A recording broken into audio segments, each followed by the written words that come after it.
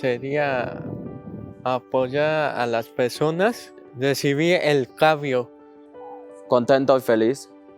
Trabajar en equipo, ver precios de computadora, para manejar dinero de computadora.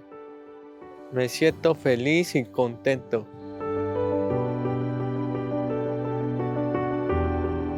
Quiero ganar un sueldo para invitar a mi familia al cine.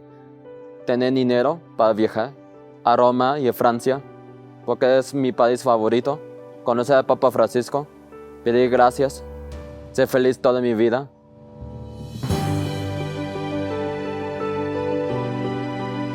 Para mí es muy importante y qué bueno que empresas como el Asturiano tengan esta iniciativa porque son pocas empresas las que hoy en día están haciendo este tipo de inclusión y la verdad esta alianza que se está haciendo con el colegio creo que es trabajar sí en equipo.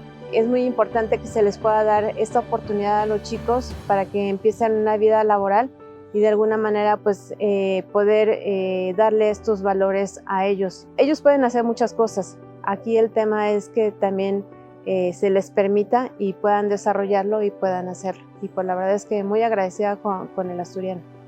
Antes que nada, pues quiero estar agradecido con el programa. Pues el que nos plantearon fue un programa muy ambicioso.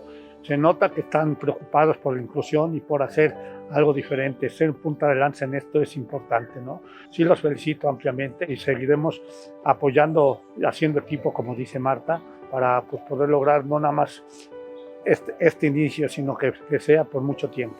Y cuentan con nosotros para lo que se les ofrezca. Porque brillamos somos astros. Porque envidiamos, somos astros. Porque brillamos somos astros.